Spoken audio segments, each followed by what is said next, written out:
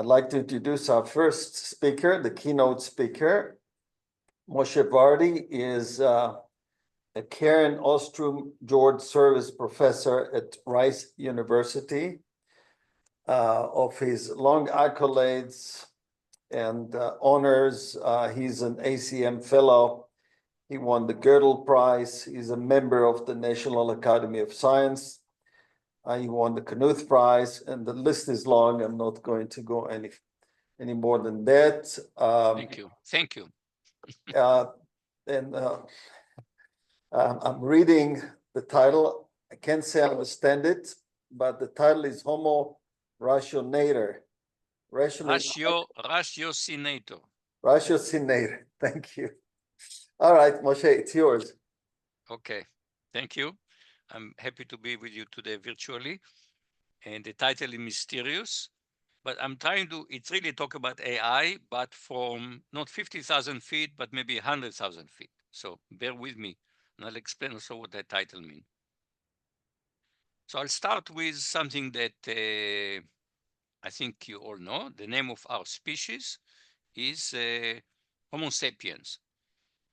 This goes back to the biological classification of species and genus, etc. And Carlos Linnaeus decided to call us Homo sapiens. What does sapiens mean? Sapiens means wise. You go to Webster Dictionary, sapient is defined as wise. Sagacious. Sagacious, I'm not sure how to pronounce it. Sagacious. I'm not convinced that we are so wise. Okay, here is just a little thing. November 15, 2024, Trump says, drill, baby, drill. And 3 months later, this is what Los Angeles looks like. And we expect to see more and more such catastrophe. And I'm not trying to pick on Trump. There's still a whole bunch of people who are calling the people who live in climate crisis climate alarmist. So how wise are we? Doubtful. I think that we deserve this title. Here is another one. Kurt Vonnegut died almost 20 years ago, wrote about this trade-off between efficiency and resilience. He wrote, will go down in history as the first society that would not save itself because it was not cost effective. But I'm not the first to question the title Homo sapiens. You go back to the French philosopher Henri Louis Bergson, wrote a book in 1911. And he said, if we could rid ourselves of all pride, if to define our species, we kept strictly to what the historic and prehistoric period shows to be the constant characteristic of man of intelligence, we should not say Homo sapiens, but Homo faber. Faber is from fabrication, maker. In short, intelligence considered in what seemed to be its original feature is the faculty of manufacturing artificial objects, especially tools to make tools and of indefinitely varying the manufacture. Now, you may not have heard of Henri Louis Bergson, but he was a very, very prominent philosopher. Just to give you an idea, the first traffic jam on Broadway was caused by a philosophy lecture. Henri Bergson came to give a lecture in Columbia University in 1913, and that caused a traffic jam. So he was a very, very popular philosopher in his days. What was he referring to is tool making. So the first tool that we found are called the Oldowan tools. It's from the Olduvai Gorge in Tanzania from about 3 million years ago, just to calibrate Thing Lucy, which was the first bipedal humanoid, is from about 2.2 million years ago. So once we were bipedal, we had hands, we can start building tools. And the chisel stones that we find are the first evidence of tools that we build. But the important thing about tools is they always get better. This is not just, we're not just making tool. The tool gets better and better because we're inventive and we transmit invention, both specially, if you invent something, ultimately, if you have a new weapon, the next tribe eventually will figure it out. And your children will also learn it from you. And so we transmit and we invent. So that has been a human characteristic. That's why you call it Homo faber, not as a Homo sapiens. Now, what do I mean by Homo Ratiocinator? So this comes from Latin. Ratio has two meanings. One is reasoning and one is calculating. And the closest word in modern English for this, you can find ratiocinator in good dictionaries, but it's not a common word. I accept that. But the closest word that comes to in simple English is reckoning. Because to reckon is to think, to count, to compute. In fact, Thomas Hobbes told us already in the 17th century, for reason, in this sense, is nothing but reckoning. That is adding and subtracting of the consequence of general names agreed upon for the marking and signifying of our thoughts. So already Hobbes says that reasoning and calculating are kind of very, very close. And this will be something that will be a theme of this talk. So that's why I propose Homo Ratiocinator, reckoning man, rather than wise men. Now, part of our intellectual development, a very, very important step happens about 50,000 years ago, where we discover symbolic representation. So the oldest example of what I call figurative art is from Indonesia, and it's a painting. You kind of have to look at it carefully to see. What you see there is a pig, wild pig, a boar, and a trio of human figures. And it is not meant to be realistic. It's more symbolic, right? It's not exact description of a pig. And the difference between a description, a symbolic description, and the real thing is very well established in this very famous painting called The Treasure of Images by René Magritte, a surrealist painter. And what you see is a pipe, but underneath it says, "Ce n'est pas un pipe." This is not a pipe. And you look at it, what do you mean this is not a pipe? Of course it's a pipe. But the answer is no, it's not a pipe. This is a drawing of a pipe. There is a difference between a drawing of a pipe and the pipe itself. And you can say the same thing. This is not a pig. This is a drawing of a pig.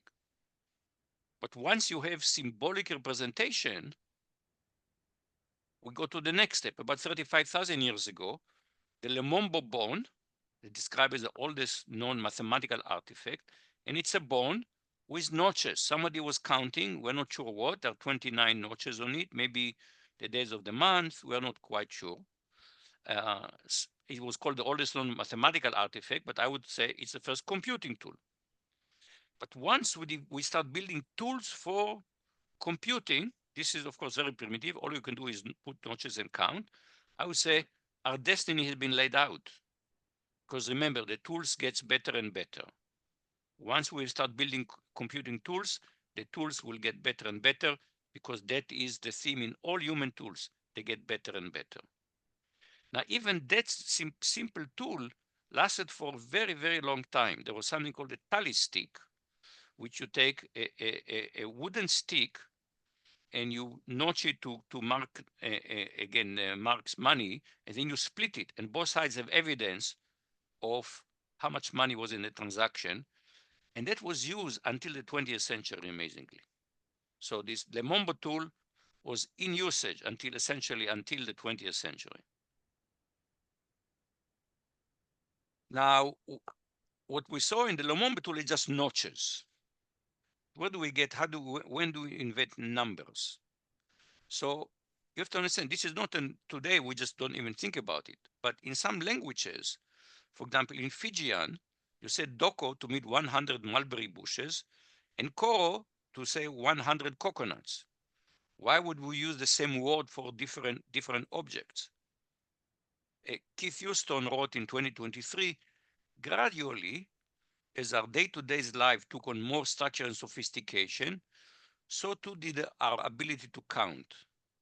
Number was graduated from being labeled for physical objects into abstract concept that floated around in the mental ether until they're assigned to actual things.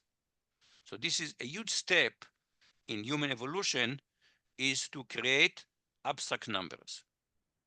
And there is a debate, about whether mathematics is invented or discovered.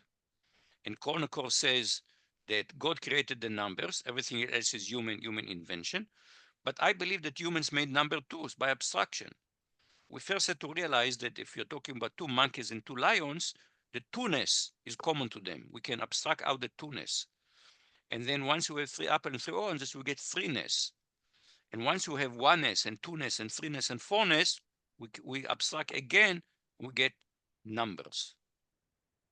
And abstraction is a key property of language, To quote James Joyce in Ulysses, "Horseness is the whatness of all horse."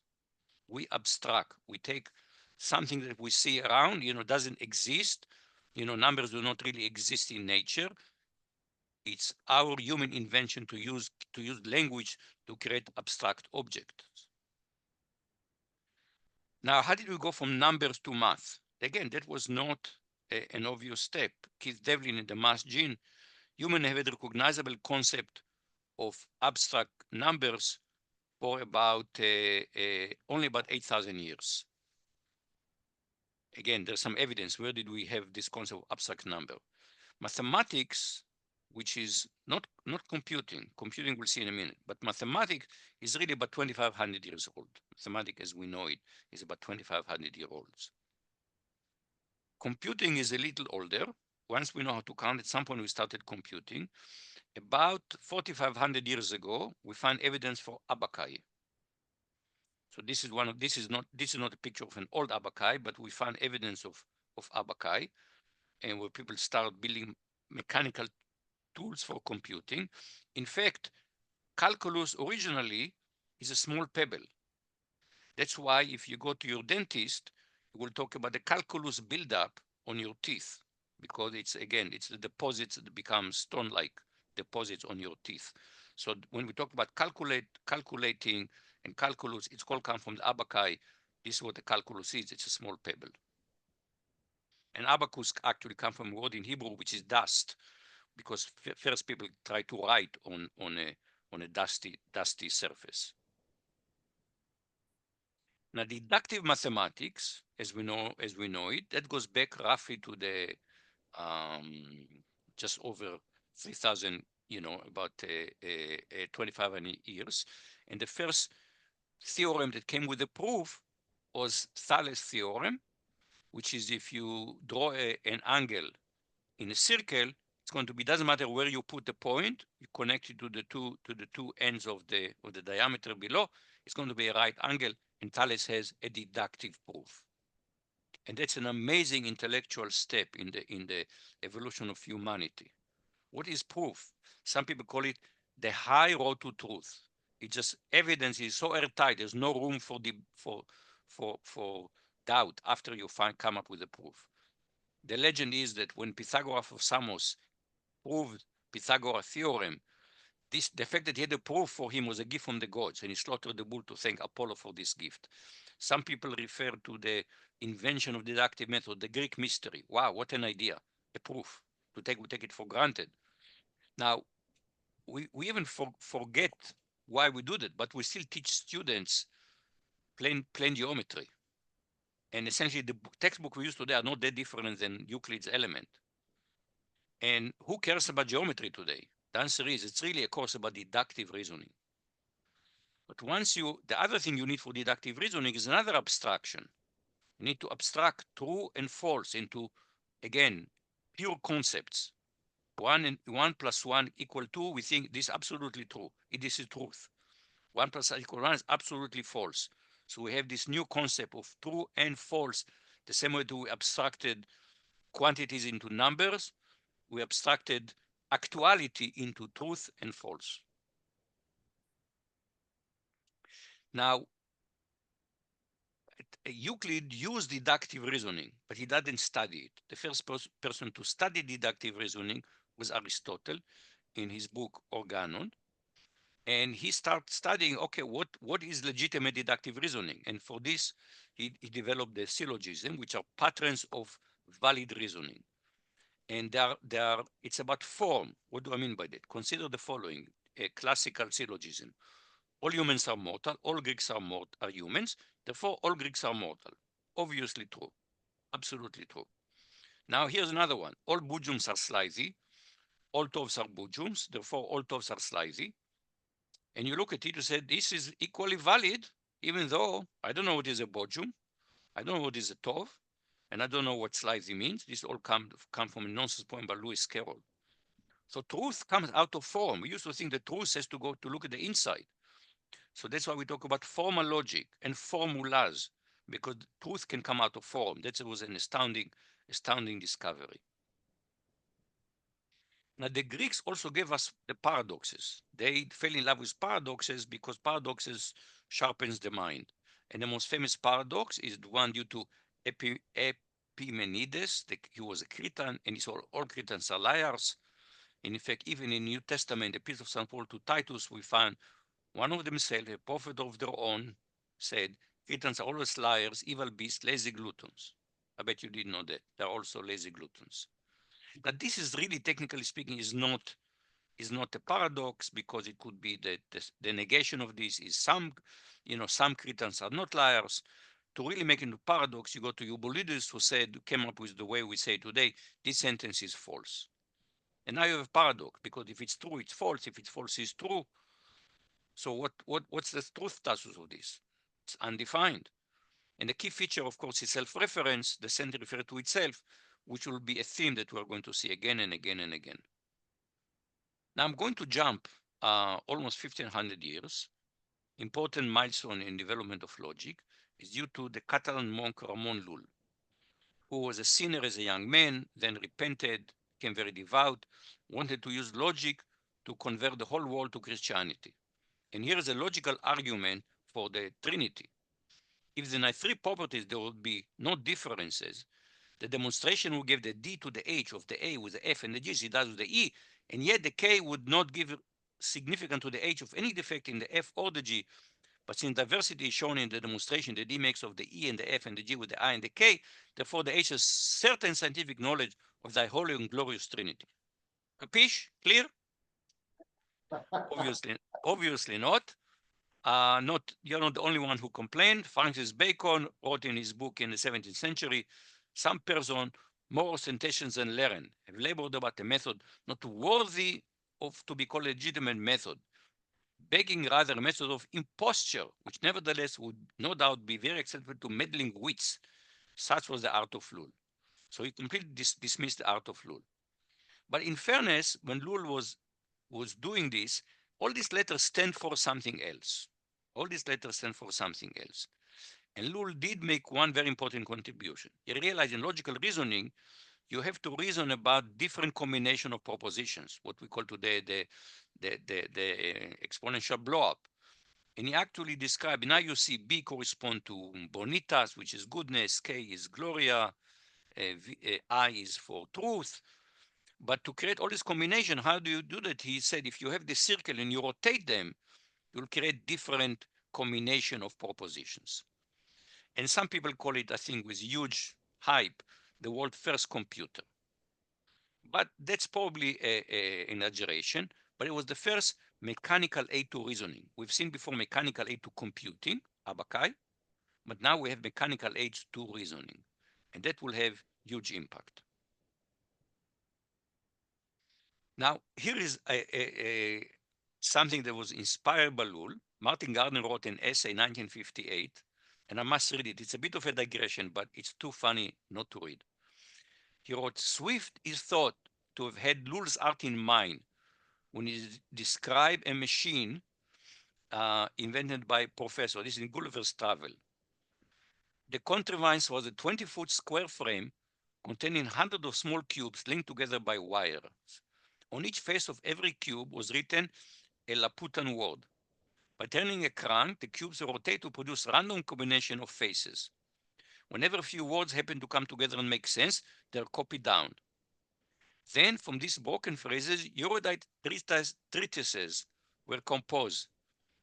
In this manner, Swift explained, the most ignorant person, at a reasonable charge, and with a little bodily labor, may write books in philosophy, poetry, politics, law, mathematics, and theology without the least assistance from genius or study. Does it not remind you of something today? Amazing, amazing. When I saw that, I really roll on the floor laughing.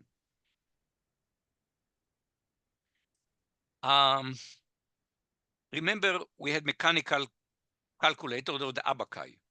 But in the 17th century, we're starting to really mechanize calculators. And one of the first was built by Blaise Pascal when he was 19. And this is called the Pascaline. And it can do subtraction and addition. But it's purely mechanical now. So now we really have a mechanical calculator. And note that after that, Leibniz invents something called the Leibniz wheel. So it's a wheel that have notches, and the notches change in size. They are discrete sizes of 1 to 9. And Leibniz used it to build a calculator that can also multiply. So now we can have mechanical calculators that can add and multiply, and they were in use until the 1970s.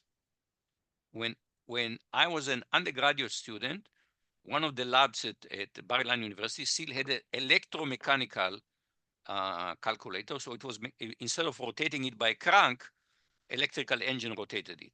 But it was still based on the principle of Pascal and Leibniz.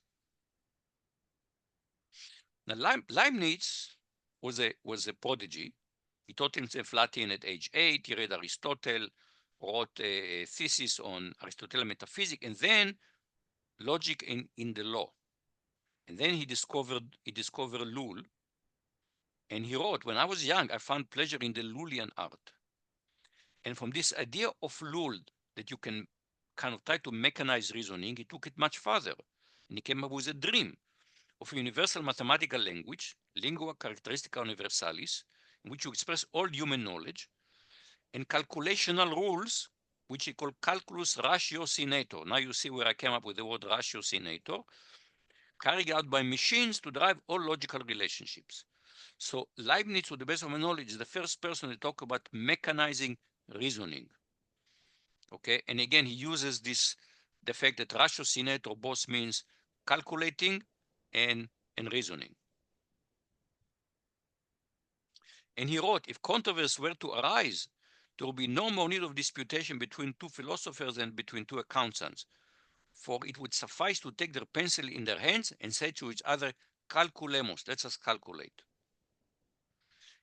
But here is a paragraph that I really want to pay attention to. He said, once the characteristic numbers are established from our concept, mankind will then possess a new instrument that will enhance the capability of the mind to a far greater extent than optical instruments strengthen the eyes. So to him, the goal of mechanizing reasoning is to enhance the capability of the mind. Steve Jobs, probably not knowing about Leibniz, said in 1990, computers like a bicycle for the mind. Again, the idea is enhancing the mind. And I'll come back to this theme. But here the vision is we want to use technology to enhance the human mind. Now, in terms of mechanizing reasoning, Leibniz did not get very far. Now we have to jump again about 150 years to the middle of the 19th century.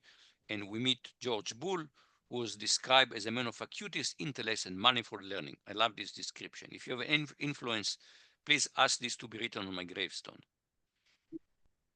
Now, Boole realized that you can look at the Aristotelian logic, which are about classes of objects, and you can treat it algebraically. The 19th century is the century of abstract algebra. And Boole realizes that you can start thinking about logic in algebraic terms. And where do you get algebra in it? Because he looked at logical conjunction and we said, well, we can just write xy to mean x and y. And it's just like multiplication. Essentially, we know today that n corresponds to set intersection. So this corresponds to multiplication. This juncture corresponds to addition. So now we get algebra here. And once we have algebra, we can start essentially what Boole accomplished. He gave us the ideas how we can reduce reasoning to computing. Now, Boole died at age 49 from pneumonia. So he didn't get to carry out his program very far, but his follower did follow up. William Stanley Jevons did start thinking, okay, how do we mechanize reasoning? And he says, I've given much attention to lessening both the manual and mental labor of the process. And I shall describe several devices which may be adopted for saving trouble and risk of mistake. In fact, he built something called the logical piano that can reason about 4 Boolean propositions. So not too impressive, but it's the first, really a first actual reasoning tool. it's funny what he wrote. I must remark that these mechanical devices are not likely to possess such much practical utility or do not require in common life to be constantly solving complex logical questions. So again, he did not think of what is the potential of mechanizing reasoning, but he was interesting and built the first tool to mechanize reasoning. And then people also took this idea of mechanical computation, carried further. Charles Babbage built the difference engine.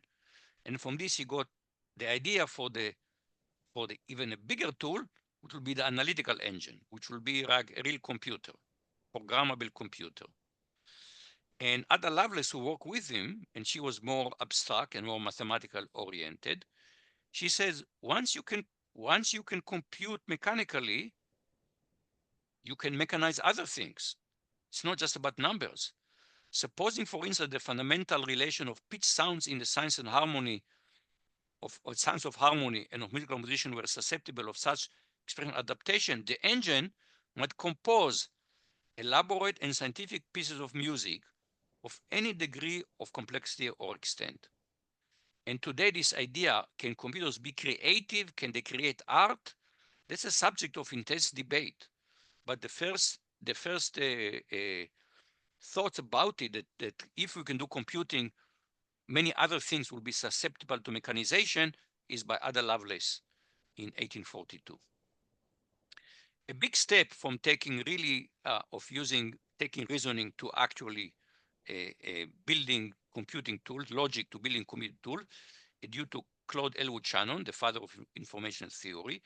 He, unlike many of the people in the story, he lived long life. You see, he died at age, 85.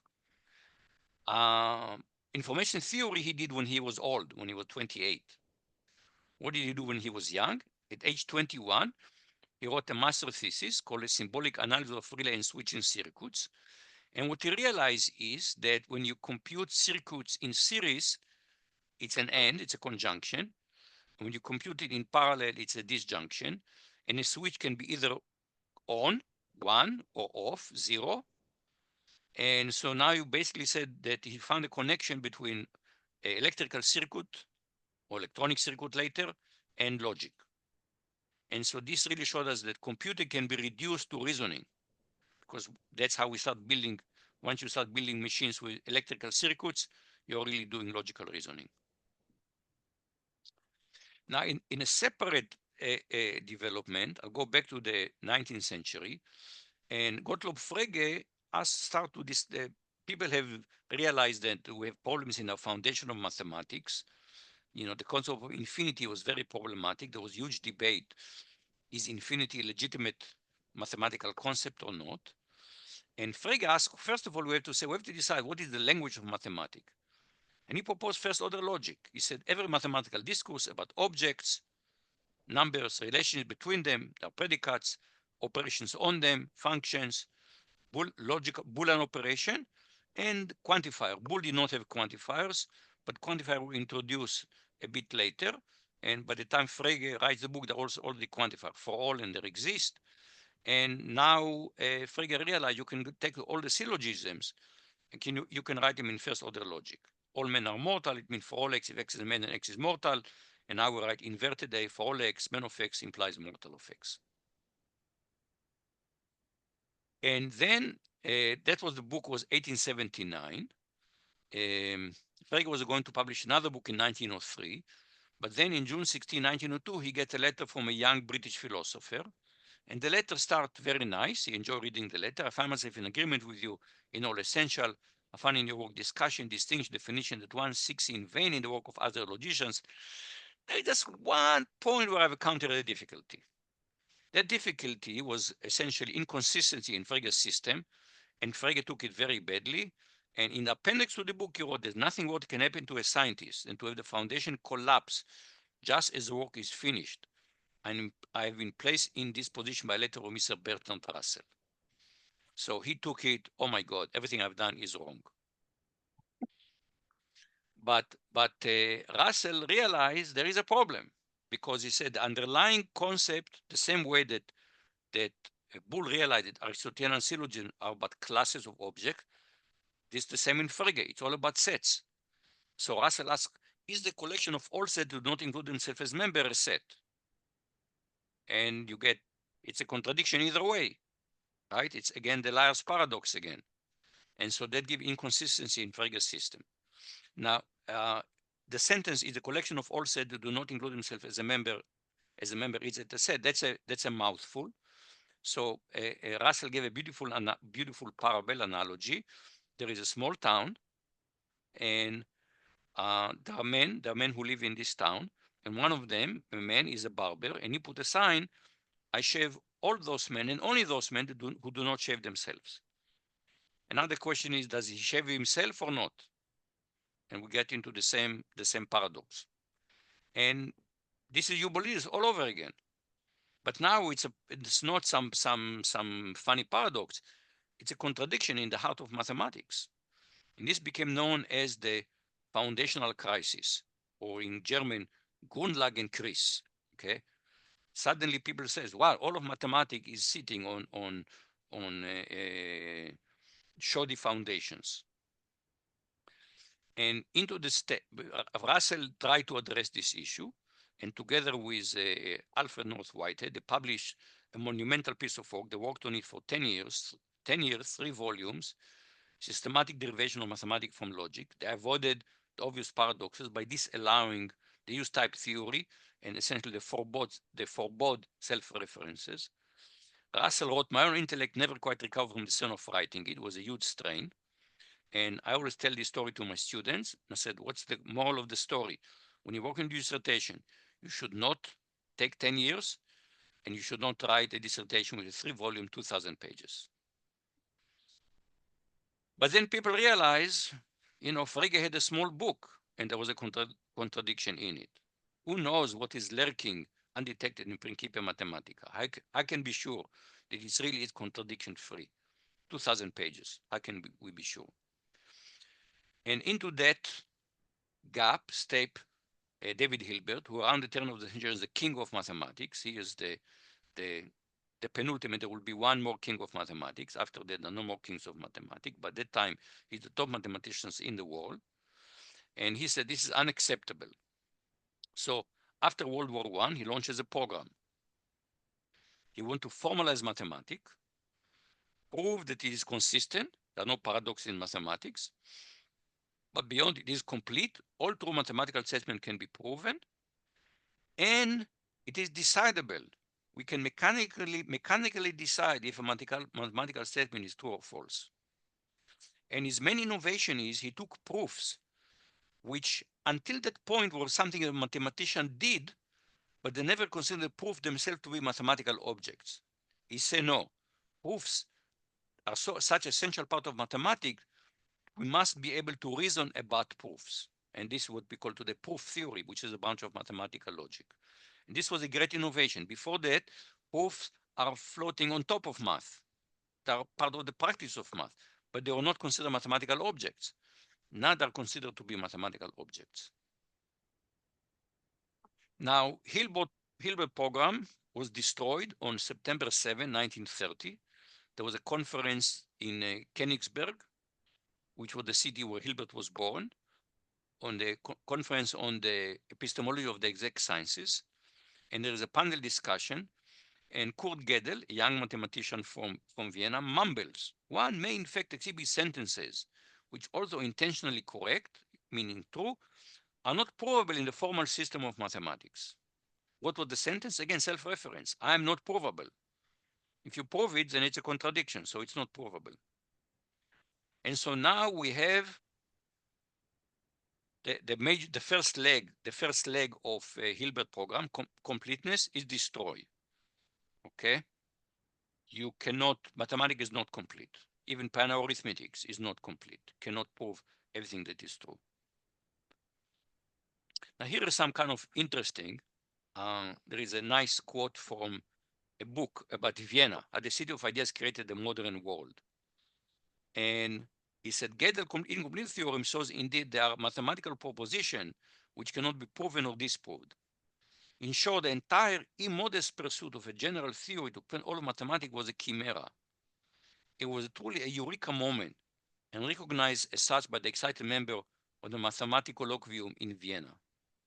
Gödel's mentor, Menger, was in America when he heard of Gödel's theorem. He interrupted his lecture to give his bemused students the news. Where was the lecture? Thus, the mathematicians at the Rice Institute were probably the first group in America to marvel at this turning point of logic and mathematics, he later recalled. The proof was published a year later.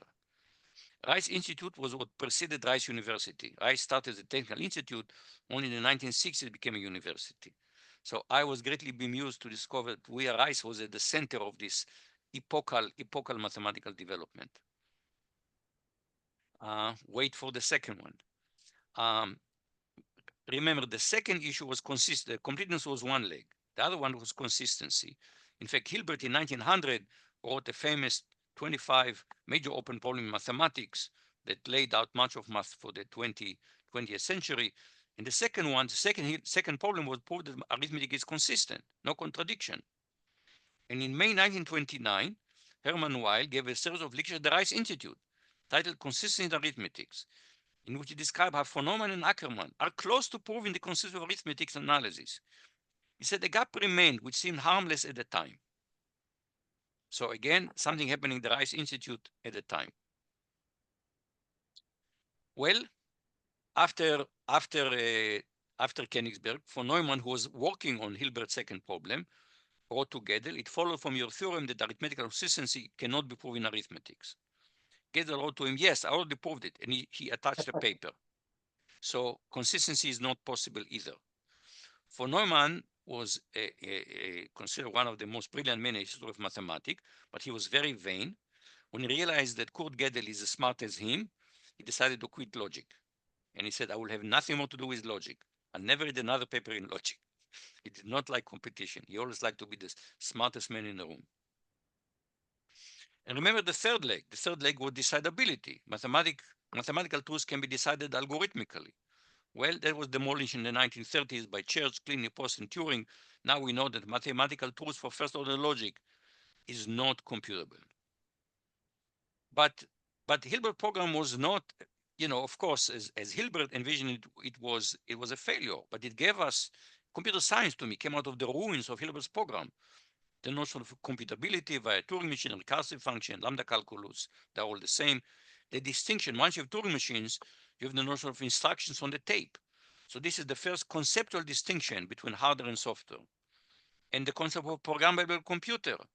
Again, this is all hypothetical. This is all thought experiments. These are people who are studying just the foundation of mathematics, but the concept emerged already there. As it happened by historical confluence, we are very close to the time people will start building computers. In 1941, Konrad Zuse built the Z3, the first programmable digital computer. Okay, not electronic, mechanical. A year later, the ABC, the Atanasov-Berry computer, was electronic, digital, was not programmable. So the early days of computing come up, perhaps because of the war, just after this deep investigation in the foundation of mathematics. And a huge step was the ENIACs that was turned on in 1946. Here you see Betty Jennings and Francis Billas programming the ENIAC. Programming then was not considered coding. You have to connect cables and set up switches.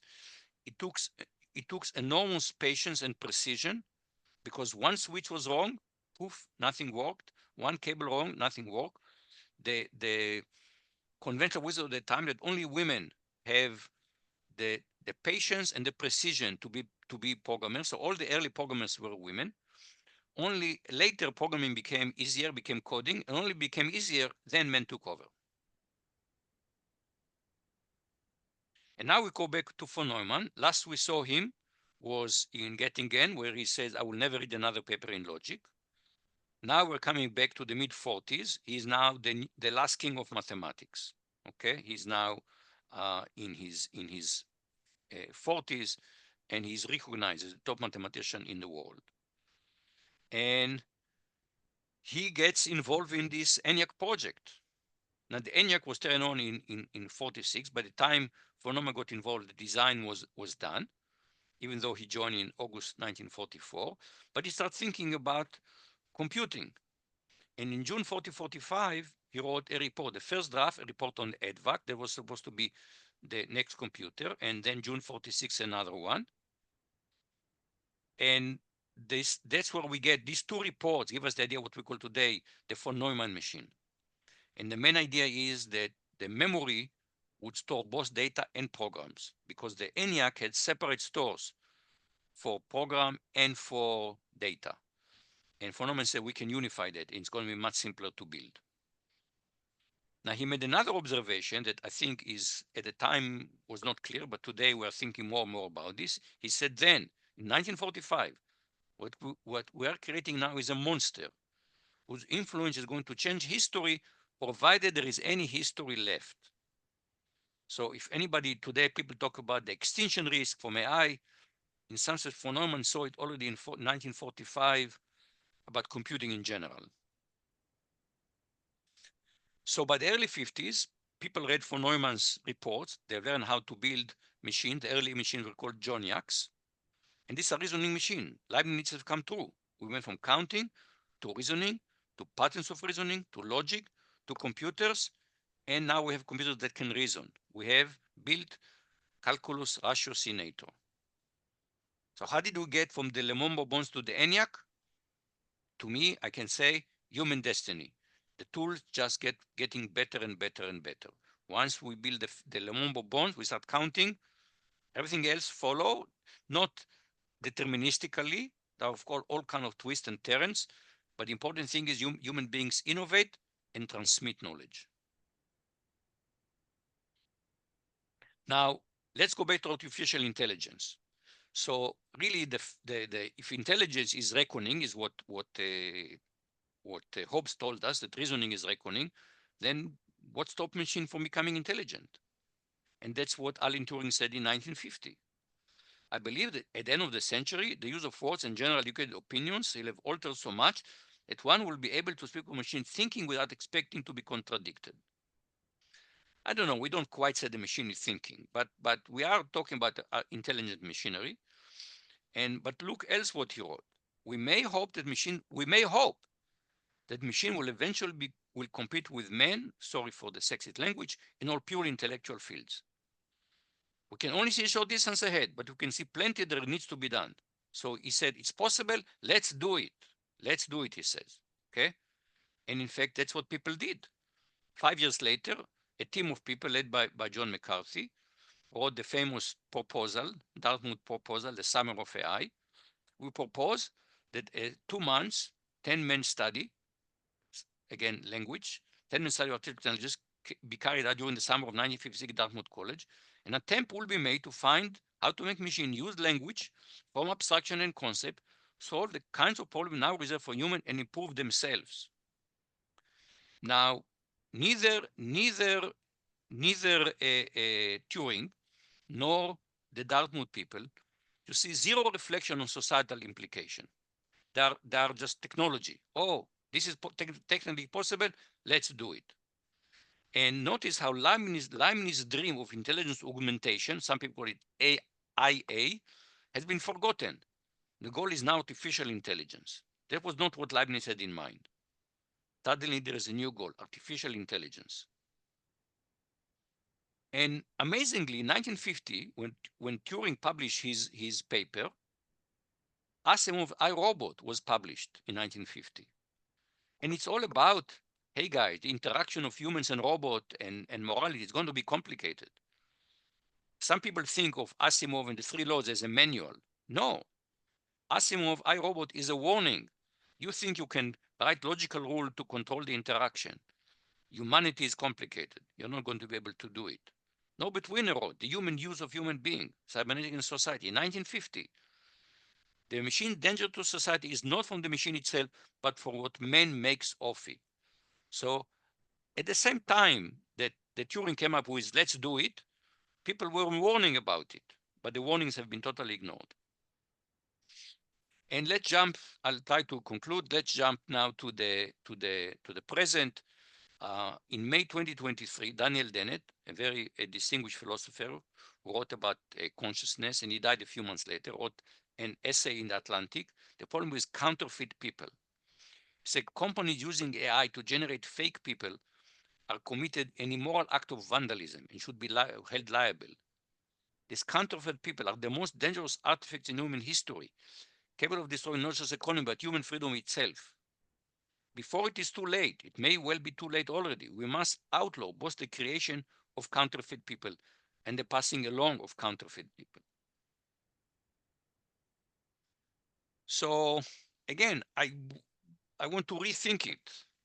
Maybe we need to go back from ratiocination to sapiens. I dismissed sapiens at the beginning. I said we don't have it, but it's a good thing to have. You go back to Ada Lovelace, and she wrote to Babbage. Babbage was an entrepreneur. He wanted to make money.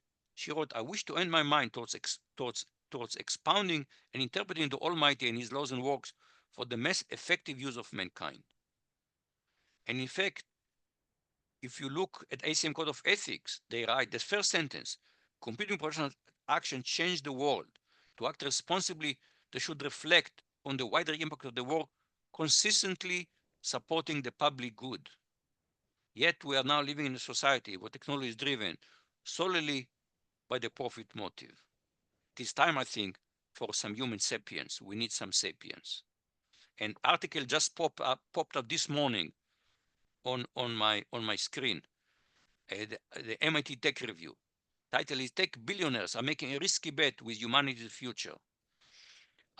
Altman, Bezos, and Musk said they want to save humanity by creating super intelligent AI. A journalist and astrophysicist, Adam Baker, reveals how this fantastical vision conceal a darker agenda. And kind of, to me, very evocative painting, maybe created by AI, I don't know, kind of showing, some person sitting in the apex, but essentially destroying someone else.